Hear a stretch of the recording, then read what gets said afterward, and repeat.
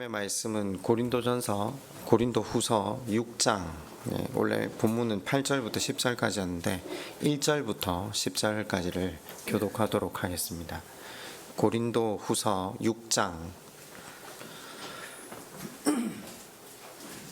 1절로 10절까지 말씀입니다.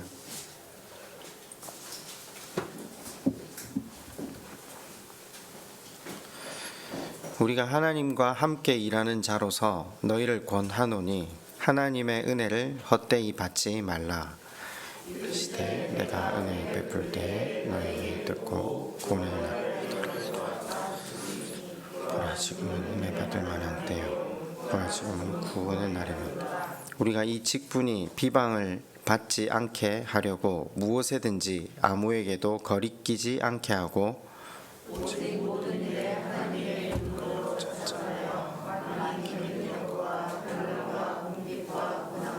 매맞음과 갇힘과 난동과 수고로움과 자지 못함과 먹지 못함 가운데에도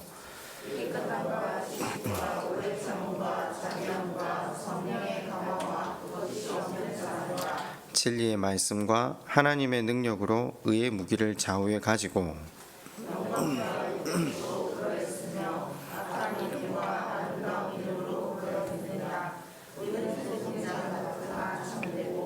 무명한 자 같으나 유명한 자요 죽은 자 같으나 보라 우리가 살아있고 징계를 받는 자 같으나 죽임을 당하지 아니하고 근심하는 자 같으나 항상 기뻐하고 가난한 자 같으나 많은 사람을 부유하게 하고 아무것도 없는 자 같으나 모든 것을 가진 자로다. 아멘. 하나님의 관점을 가지기만 하면 이라는 설교 제목을 가지고 계속해서 진리가 자유케 한다라는 것, 성경이 말하는 자유가 무엇인지를 깨달으셔서 자유함 누리면서 살아가시는 시냇가 교우들 되었으면 좋겠습니다.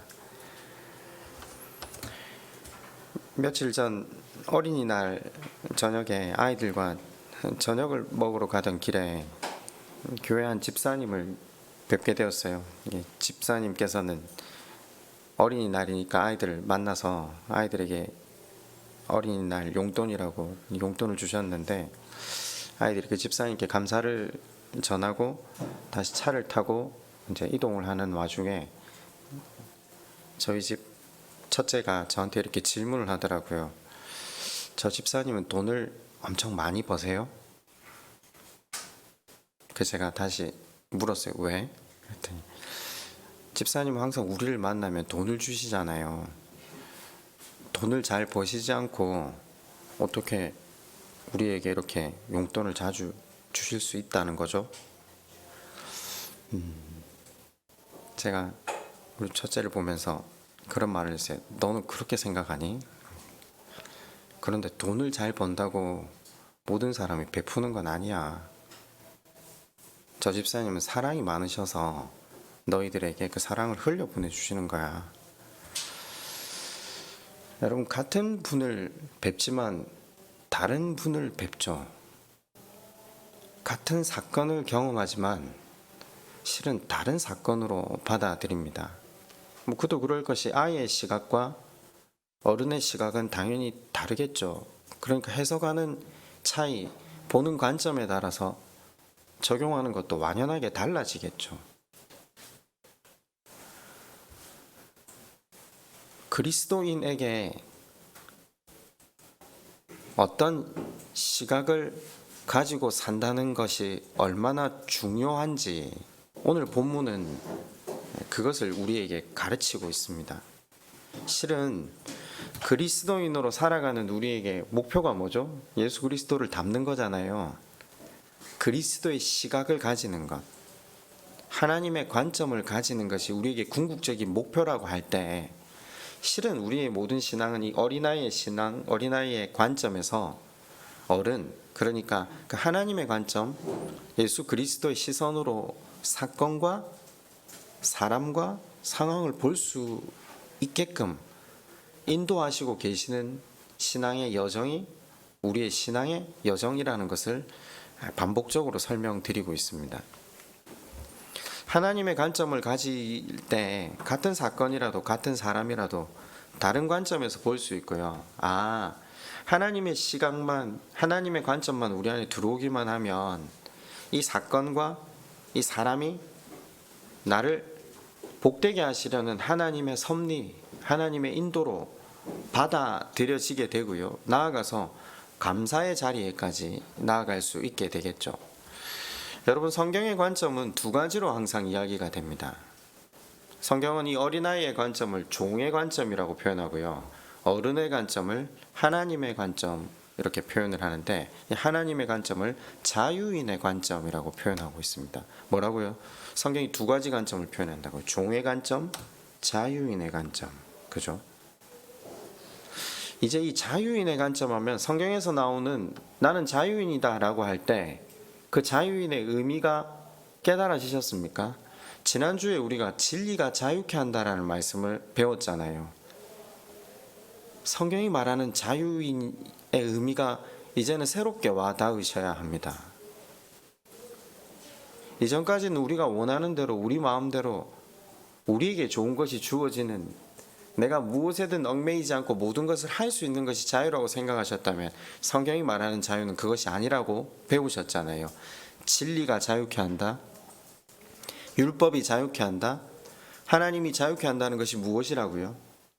그분의 울타리 안에서, 그분이 세워두신 기준 안에서, 그분이 우리를 보호하시고 우리를 지키시려고 중앙선을 그어두시고 그곳을 넘지 못하게 한 것이 하나님을 위한 것이 아니라 우리 자신을 위한 것임을 깨달은 자들이 그것을 누리게 될 때 그 사람들은 자유인이라고 합니다. 자유인의 관점에서 하나님 일하시는 것을 보고 살아가느냐, 아니면 주께서 주신 그 율법, 기준, 울타리가 우리를 얽매이고 속박한다라고 생각하는 종의 관점에서 살아가느냐, 그 차이를 성경은 극명하게 나누고 있는 거죠. 자유인이 가지는 관점과 종이 가지는 관점 같을 수가 없습니다. 그죠? 여러분은 어떤 관점으로 여러분에게 다가오고 있는 사람, 사건, 상황들을 해석하고 또 적용하며 살아가고 계십니까? 자유인에 가까우십니까? 아니면 종에 가까우십니까?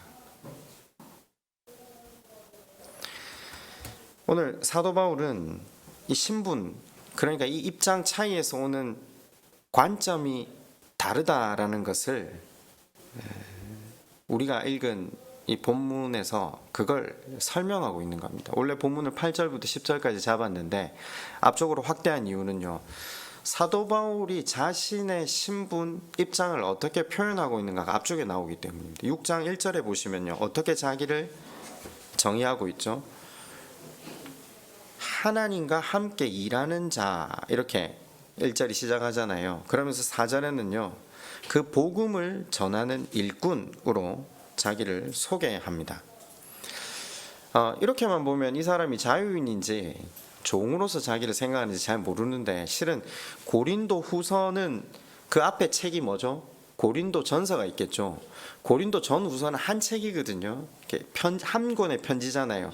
우리가 편지 하나를 읽을 때 6장만 따로 고린도 다음 장에 그 6번째 단락에 있는 부분만을 읽고 실은 성경을 해석하진 않거든요.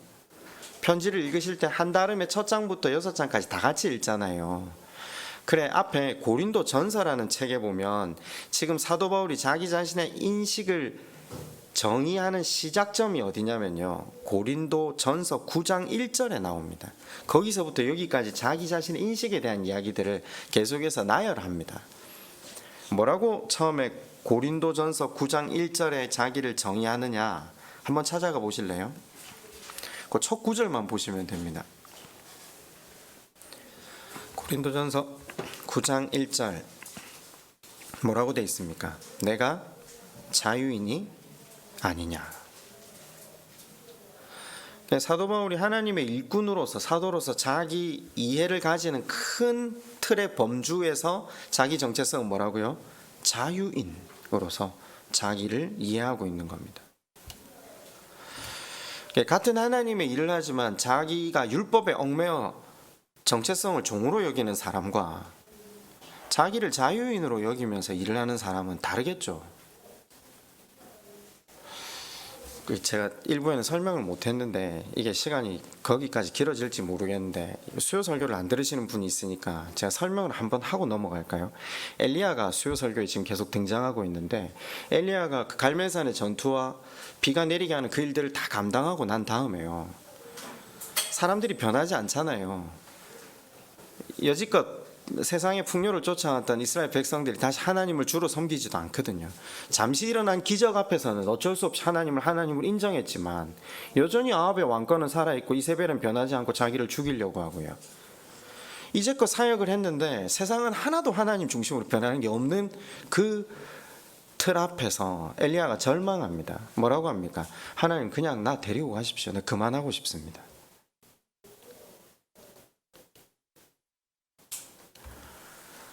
이제 그 뒤쪽을 설교하고 있는데요, 아마 사역을 하는 사람들 뿐만 아니라 여러분, 그 사랑에 비춰서 사랑을 나눠보신 분들이라면 충분히 저는 공감할 수 있을 거라고 생각합니다. 말씀을 순종하기로 작정하고 그래 내가 받은 사랑을 흘려보내자 하면요, 사람들이 그 사랑을 받고 나면 감사를 돌려줍니까? 아닙니다. 더해라고 합니다. 때로는 그것밖에 못하냐고 합니다.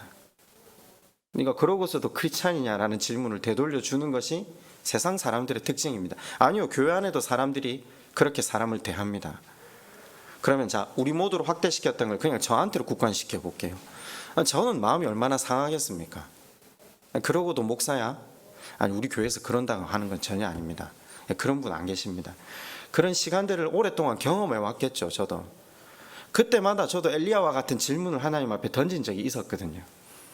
하나님, 왜 저만 이 일을 해야 됩니까? 혹은 이 일을 한다고 달라지는 게 있습니까? 하나님 앞에 처절하게 질문을 한 적이 많아요. 근데 오랫동안 대답을 안 하시다가 저한테 하나 깨닫게 하신 게 하나가 있어요. 내가 너한테 억지로 시켰니? 예.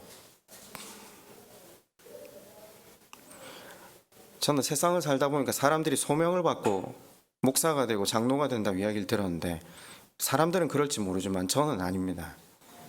저는 저 같은 인생에게 은혜 베푸셔서 무조건적인 이 하나님 나라를 허락하셨다는 그 하나님의 은혜가 너무 커서, 주신 이 하나님 나라를 이루어 가려면 목사라는 직분에 나를 동여매어서라도 내가 그래 안 하면 교회를 안 나갈 인간이구나. 내가 설교라도 하니까 교회 나와서 예배드리고 하나님 바라보며 걸어가는 인생 수준이니까 여기다 나를 동여매지 않고는 구원을 이루어갈 수 없겠구나. 그래서 내가 자발적으로 하나님 그분께 나를 동여맨 거거든요. 언제 하나님 시켜서 한 것도 없어요. 시켜서 어느 쪽으로 간 적도 없어요. 단 한 번도. 네, 맞습니다. 하나님, 잠시 제가 착각을 했습니다. 변하지 않는 저 같은 인생도 하나님께서 계속 기다려주시면서 여기까지 인도해 오셨는데, 네, 저렇게 반응하고 저렇게 요구하고 저렇게 대응하는 거 맞습니다. 그렇게 걸어가고 그쪽은 그렇게 걸어가고 저는 하나님 은혜 때문에 가는 거지 사람 때문에 가는 게 아니죠. 네, 죄송해요 하나님. 그래도 섭섭하니까 내가 시킨 이런 말씀은 깨닫지 않게 해주십시오. 그냥 가겠습니다. 저는 사역을 하는 이유가 자유인으로서 합니다. 저는 얽매이거나 고통으로 하진 않습니다. 제가 살 길이 유일하게 이 길이기 때문에.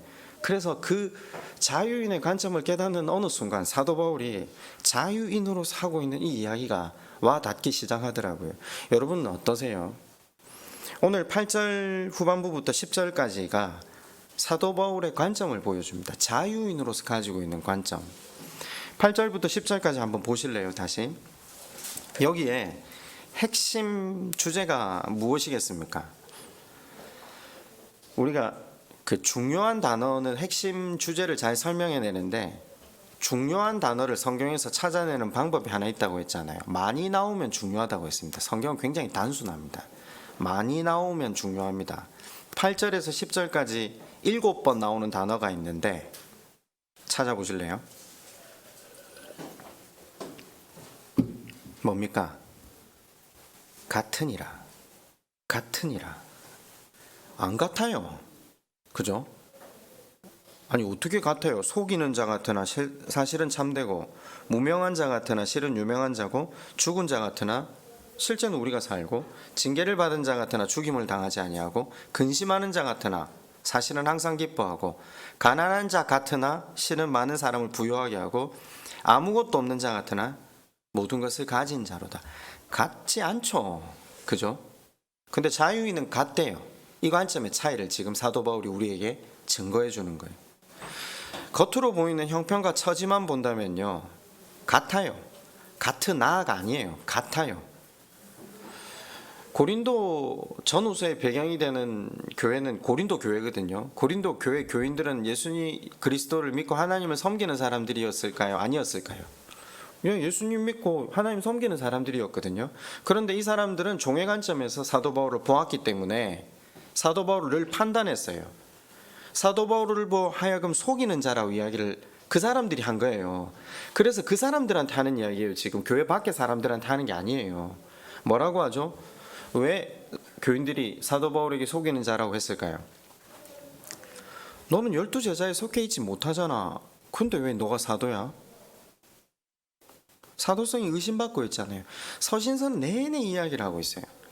그러면서 율법 안에 살고 있는 우리에게 율법으로 구원을 받지 않고 율법 안에서 자유함을 누리게 이야기를 하네요. 우리 속이는 거래요. 못 깨달은 거죠. 율법이 어떻게 자유를 준다는 거지? 그도 그럴 것이, 그냥 겉으로 딱 보면 4절 후반부가 어떻게 표현되어 있죠? 많이 견디는 것과 환난과 궁핍과 고난과 매맞음과 갇힘과 난동과 수고로움과 자지 못함과 먹지 못함. 아니 이게 그냥 겉으로 보면 징계죠. 그죠? 이게 복입니까? 그잖아요. 환난, 궁핍, 고난, 매맞고 갇히고 난동, 수고로움.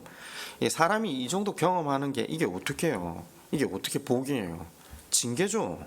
근데 지금 사도 바울은 어떻게? 징계를 받는 자 같으나, 뒷말을 지금 역설적으로 하려고 하는 거죠. 근심하는 자 같으나, 가난한 자 같으나, 아무것도 없는 자 같으나. 그러니까 사도 바울은 자기 자신을 바라보는 관점이 완전히 다르다는 겁니다. 관점이 다르니까 해석이 다른 거죠. 어떻게 자유인의 관점을 가질 수 있었습니까? 문제는 여기죠. 여러분은 자유인의 관점을 가지고 사십니까?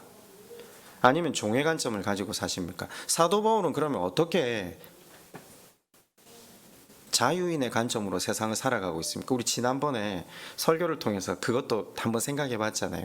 사도 바울에게는 왜 복음이 내적 요인이 되어서 그의 일생 자체를 하나님께 드릴 수 있었고, 왜 우리는 같은 복음을 받았는데 그것이 우리에게 내적 동기가 되어서 하나님 그분 앞에 나아가지 못하게 되고, 왜 가다가 넘어지고를 반복하게 하는가? 그 이유도 생각해 봤잖아요. 사도 바울은 왜 자유인으로서 한결같은 관점을 가지고 하나님 앞에 나아갈 수 있었다고요? 자기를 바라봤다는 거죠. 자기를 정확하게 대면하니까 자기는 용서를 받을 수 있는 인물이 아니라는 겁니다. 자기는 하나님이 자비를 베풀 만한 대상이 아니라는 겁니다. 그런데 그런 자기 죄 가운데 거하고 있는 자기 중심적인 삶을 산 자신을 위해서 예수님이 자신의 생명을 내어주셨다는 거죠. 그 예수님이 자기의 생명을 내어주심으로 자기가 살게 되었거든요. 그 하나님의 사랑을 깊이 절감한 그 순간,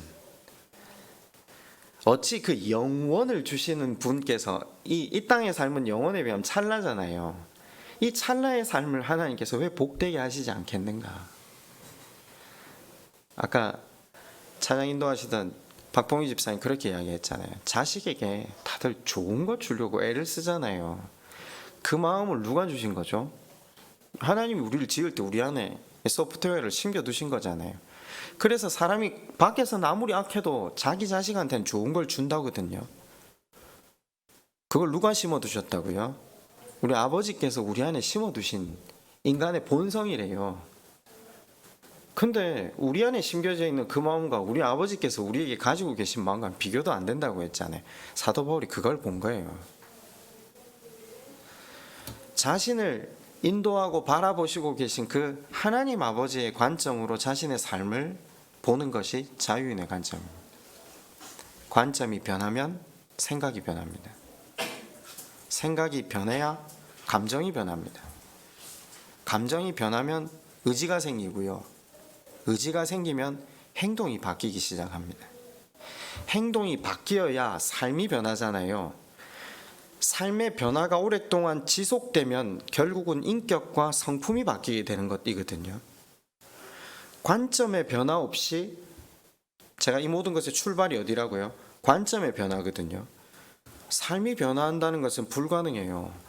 관점의 변화가 없이 우리가 지금 궁극적으로 인격과 성품이 변한다는 것은 예수 그리스도의 장성한 분량, 하나님의 성품을 닮아가는 거잖아요. 우리의 목적지가 거기거든요.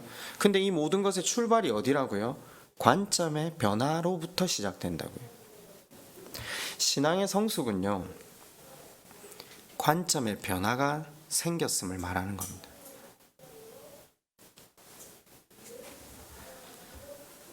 바울은 분명히 알았습니다.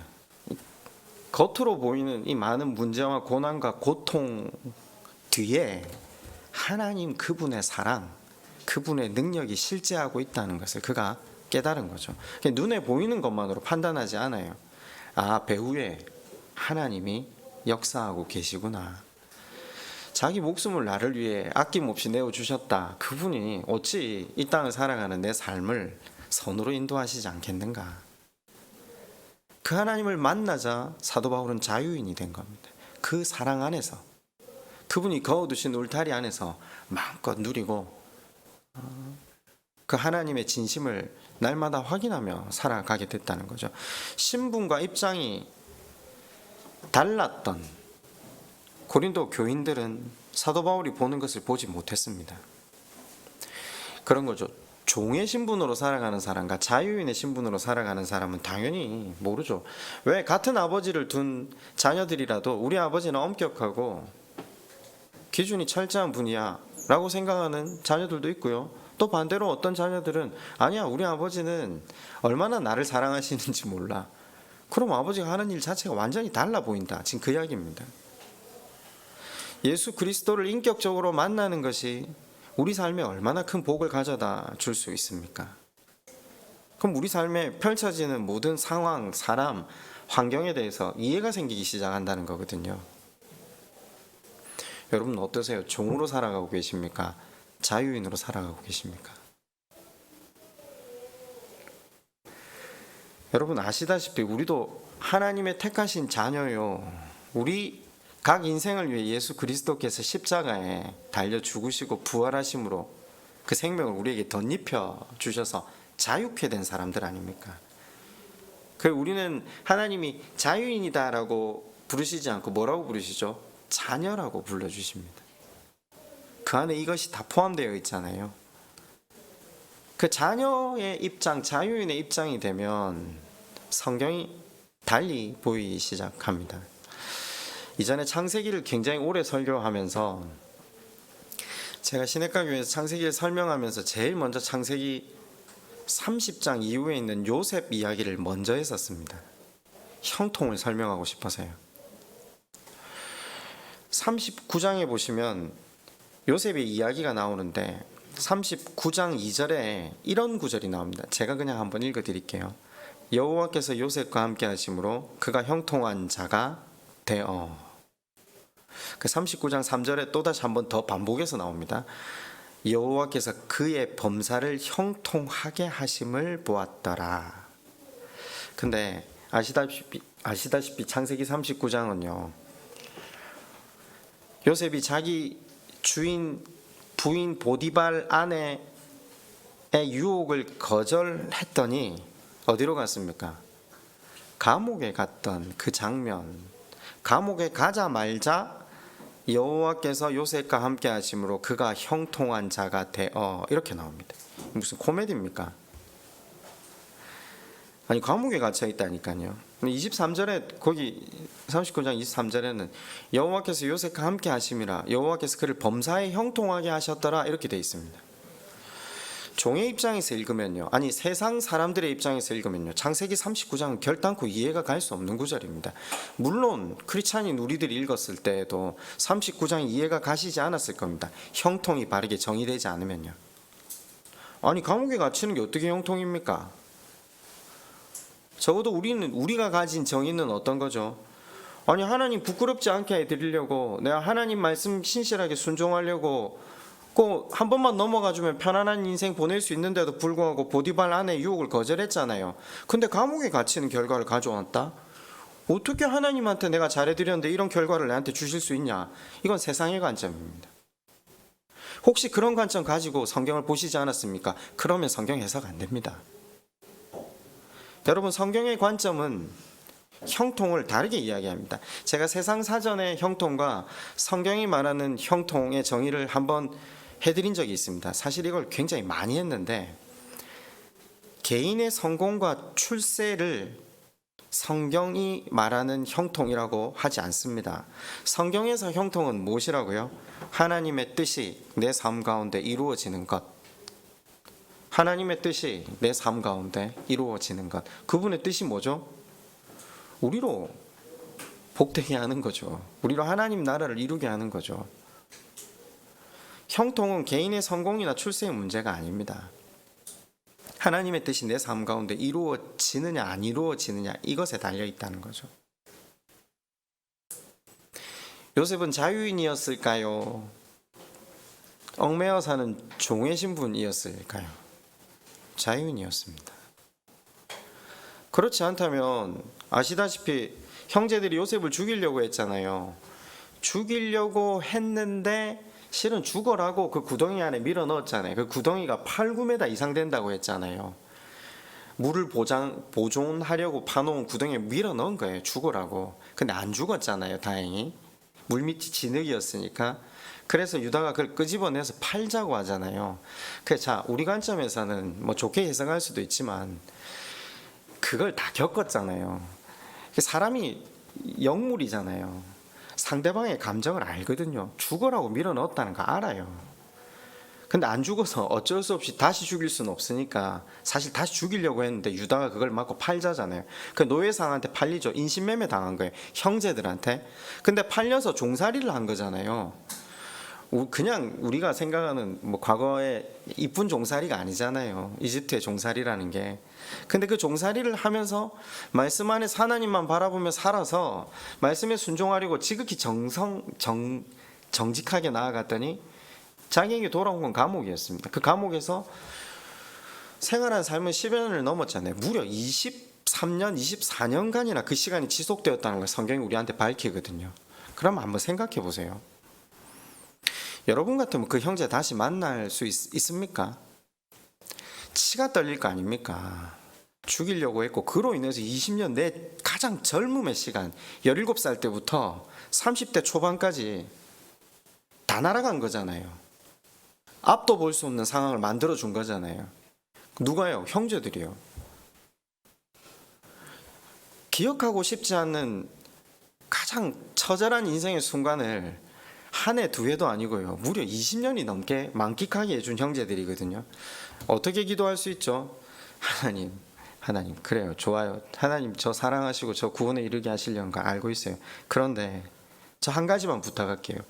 저 살아생전에 그 인간들 얼굴을 다시 마주하지 않게 해주십시오. 저 소원은 그거밖에입니다. 할 수만 있다면 다시는 마주하지 않게 해주십시오. 그것 정도는 안 되겠습니까? 그 인간들하고 다시는 밥상, 아니 얼굴조차 마주하고 싶지 않으니까 그것 하나만이라도 저한테 허락해 주십시오. 저는 그렇게 기도했을 것 같아요. 그게 우리의 본질이에요. 그게 종의 신분이 가지고 있는 관점에 대한 해석이죠. 근데 자유인이 된 요셉은 어떻게 해석했죠? 창세기 45장 5절에 이렇게 말합니다. 당신들이 나를 이곳에 팔았다고 해서 근심하지 마소서, 한탄하지 마소서. 하나님이 생명을 구원하시려고 나를 당신들보다 먼저 보내셨나이다. 요셉이 깨달은 게 뭐죠? 하나님이 자기의 생명을 보존하시려고, 내가 하나님 나라에 이르게 하시려고, 그리고 더불어 그 모든 이스라엘 백성들의 생명을 하나님 나라에 이르게 하시려고 이와 같은 일을 하나님이 사랑해서 일하셨다는 것을 이해하게 된 거죠. 이게 자유인의 관점입니다. 물론 우리는 애굽의 총리가 되어서 개인적으로 성공했기 때문에 그 모든 것을 묻어주고 덮어줄 수 있다 생각하고 해석을 할 수 있을지 모르겠지만 천만에요. 사람은 그래 쉬운 존재가 아닙니다. 사람은 자기 마음에 상처가 된 사람들은 평생 동안 얼굴 안 보고 사는 존재가 사람입니다. 근데 지금 하나님은 우리에게 어떻게 말씀하세요? 그 모든 사람과 상황을 주관하시고 그로 인해서 나를 깨트리고 나를 하나님 나라에 걸맞은 인생으로 사용하시기 위해 하나님이 하셨다는 겁니다.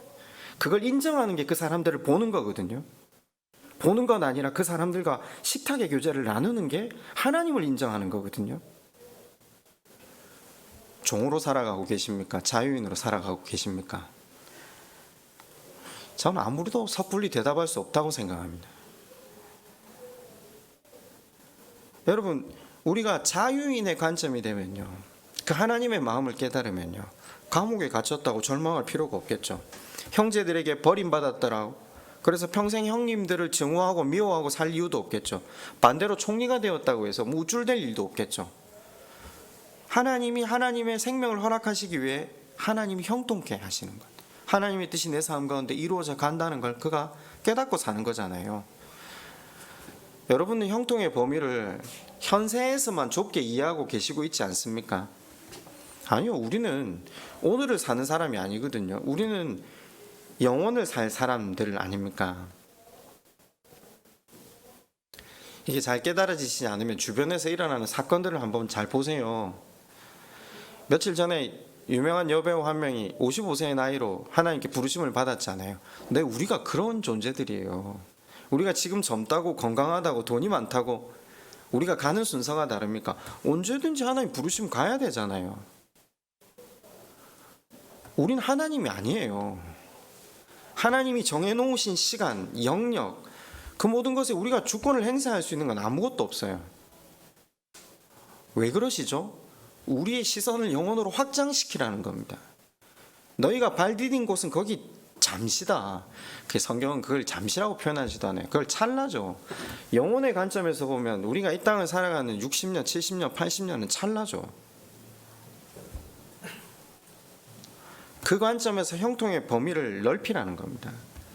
여러분, 제가 성경에 없는 얘기인데 이런 가정을 한번 해볼게요. 요셉이 그렇게 감옥에 갇혔다가 병이 걸려서 죽었다. 성경에 그렇게 기록되어 있다 칩시다. 그럼 여러분 뭐부터 질문하겠습니까? 하나님이 어떻게 그러실 수 있냐? 하나님이 요셉을 어떻게 그렇게 대우하실 수 있고 허무하게 데려가실 수 있냐? 그런 질문 안 하시겠어요? 근데 여러분이 그 질문을 하는 것 자체가 형통이 현세에 국한되어 있기 때문입니다.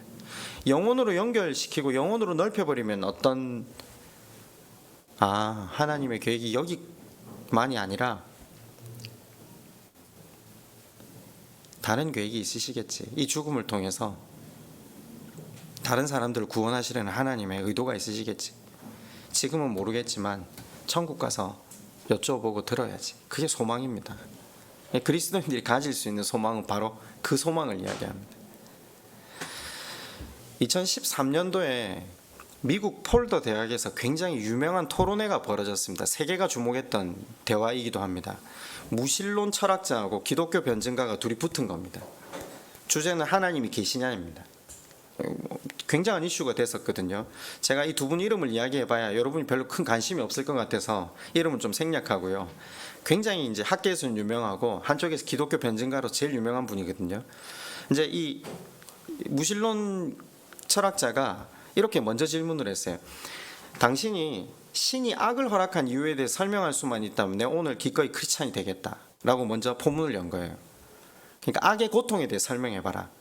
인간이 겪고 있는 이 참혹한 고통을 당신이 논리정연하게 설명을 할 수 있다면, 그래서 하나님에 대한 의문이 풀리기만 한다면, 그러니까 왜 자비롭고 전지전능하시다고 하는 그분이 홀로코스트라든가 세계대전이라든가 이런 질병들을 막지 못하고 허락했다?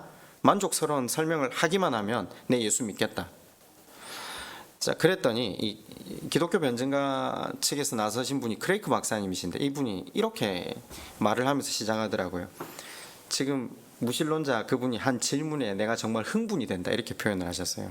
그러면서 그런데 지금 질문의 문제점이 뭐냐면요, 신의 목적이, 하나님의 목적이 우리를 행복하게 해주는 것이라고 가정하는 데 있대요. 목적 자체를 당신은 지금 잘못 알고 있다는 거죠. 성경의 목적은, 성경의 관점에서 신이 우리를 단순히 행복하게 해주기 위해서 존재하는 것이라고는 말하지 않는다는 겁니다. 그럼 성경은, 성경의 관점에서 하나님의 뜻은 뭐죠? 우린 지금까지 계속 배웠잖아요. 네, 하나님 나라를 이루기 위한다. 세상의 행복의 관점에서는 인생의 무의미한 악, 질병, 고통, 그런데 기독교적인 관점에서 하나님을 알아가는 것과 구원, 영생의 관점에서 볼 때는 악, 고통, 질병, 고난들이 의미가 있다는 거죠. 여러분, 이게 좀 쉽게 한번 설명해 볼게요. 하나님 선하시면요, 우리가 행복해야 된다는 거예요. 그런데 하나님이 악을 허락하시고 고통을 허락하셨기 때문에 하나님은 존재할 수 없다, 지금 무신론자가 이 얘기를 한 거잖아요. 그 기독교 변증가는요, 우리가 행복하게 사는 게 하나님은 우리에게 가지시는 궁극적인 목적이 아니라는 거다는 거예요. 여러분, 하나님의 목적이 뭐죠? 우리를 알고, 아니 하나님을 알고 하나님과 깊이 사귀는 것, 교제하는 것, 그게 하나님 나라를 이루는 것이라는 것 설명드렸잖아요. 그게 인생을 지으신 분이 우리에게 가지고 계신 목적이고, 하나님이 이루어 가시려는 일의 근간이라는 거죠. 그래서 하나님은 악도 도구로 쓰신다고요.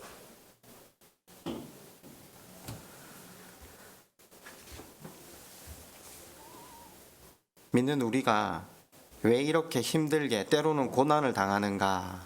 고린도후서 1장 8절로 한번 가보시겠습니까?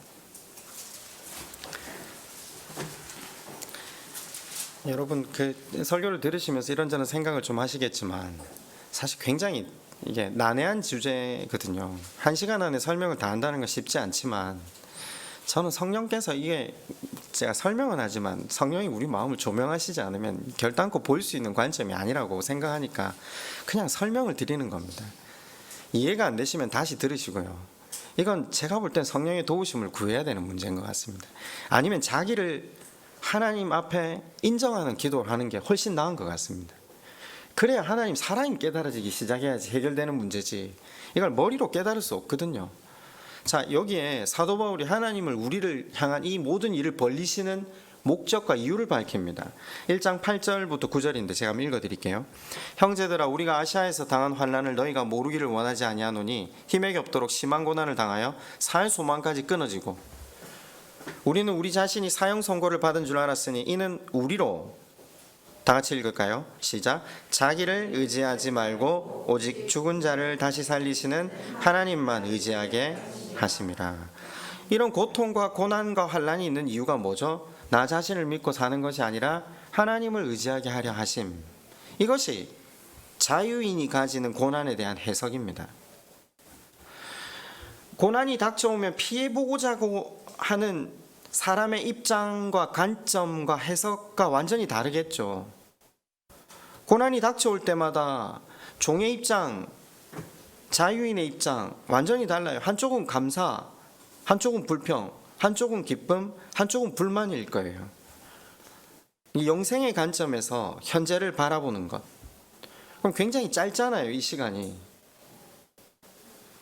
우리가 영원한 하나님 나라로 가는 사람들임을 언제쯤 깨달을까요? 저는 분명히 그런 생각은 해요.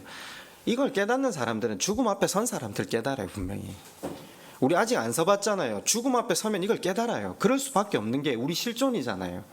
그래서 제가 제일 전도가 잘 되는 곳이 의외로 어디라고요? 안병동 사기가 제일 잘 된대요. 거기 가서 이제 이사하셔야 된다고 하면 사람들이 거절하고 거부할 것 같지만 아니래요. 이미 실존을 깨달았거든요. 아, 돈도 사람도 이 주위를 둘러싸고 있는 모든 것도 우리 되게 할 수 없다는 걸 정확하게 깨닫는 거예요. 그런데 그때가 오기 전에 이 관점을 가지고 살 수 있다면 복되다는 겁니다. 그 하나님 사랑 안에서 살 수 있다는 거죠. 그 관점으로 사도 바울이 갈라디아서 6장 14절에 이렇게 고백합니다. 이 공동 번역인데 제가 한번 읽어드릴게요. 유명한 구절이라서 듣기만 하셔도 알 거예요. 그런데 내게는 우리 주 예수 그리스도의 십자가밖에는 자랑할 것이 아무것도 없습니다. 그리스도로 말미암아 내 쪽에서 보면 세상이 죽었고 세상 쪽에서 보면 내가 죽었습니다. 갈라디아서 6장 14절에 세 번역이 이래요. 그러니까 관점의 차이를 이야기한 거죠. 내 쪽에서 보면 세상이 죽은 거고요. 세상을 즐거워하는 사람들은 그 사람들이 볼 땐 내가 죽은 거죠. 그냥 이런 표현이죠. SNS에 한참 동안 돈 자랑하는 사람들이 많았잖아요. 뭐 바닥에 뭐 명품 시계니 명품 자동차 널브러 놓고 그 앞에 엎드러져 있는 사진들, 옛날에 한참 동안 그게 이슈가 된 적이 있었거든요. 그거 보면서 부러웠으니까 그 행렬이 이어졌겠죠. 근데 저는 그걸 보면서 너무 불쌍하다. 인생이 자신의 가치를 겨우 그 돈 몇 푼으로 증명하려고 저 애를 쓰고 사는 사람들이 너무 불쌍한 거예요. 물론 그 사람들은 우리 보면 더 불쌍해 보이겠죠. 매주 아침부터, 그렇죠? 이 아침에 와가 예배 드리고 봉사하고 늦게까지 또 헌금하고, 그런데 사업은 늘 어렵고, 너희 하나님 참 이상하다. 한 번쯤은 갚아줘야 되지 않냐? 왜 병에 걸리니? 왜 관계가 깨어지니? 그러니까 현재에서 우리가 추구하는 것으로 보상을 얻어야 된다는 시야로만 보면요, 믿음은 늘 보상이 있어야 돼요. 그러니까 현재에 국한된 신앙을 가진 사람들은 신앙을 공식화시켜요. 이렇게 하면 이렇게 된다. 여러분 아시다시피 하나님은 당신의 자녀들을 고통 속에 살게 하시는 분이 아니세요.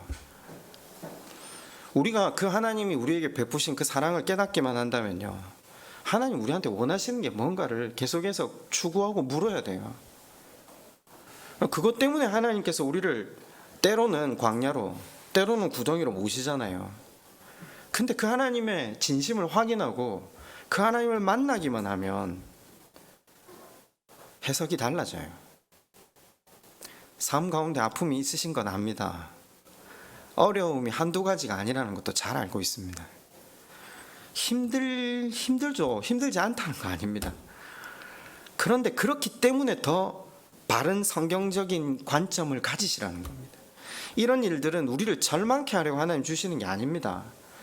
하나님께서 우리로 참복, 하나님 나라를 누리게 하시려고 오늘도 하나님은 불철주야 그 열심을 가지고 끈질기게 우리 삶 가운데 일하고 계십니다. 부디 말씀을 통해 비춰진 우리 자신을 대면하고, 그런 우리 자신임에도 불구하고 변함없는 사랑, 그 사랑으로 우리에게 베푸신 것만 아니라 당신을 죽이심으로 우리를 살리신 그 아버지의 마음을 깨닫는 그 은혜 누리셔서 관점이 변하시는, 그래서 관점이 변하여 생각이 변하고, 생각이 변해 감정이 변하고, 감정이 변해 의지가 자극이 되고, 의지가 자극이 되어 행동이 행동이 변하여서 삶이 변하고, 삶이 변하여서 그 성품이 날로 그리스도 예수를 닮아가시는 저와 여러분 되시기를 주님의 이름으로 축원드립니다. 우리 한번 기도할까요? 여러분 어떤 관점으로 옆에 사람들과 사건들을 바라보고 계십니까?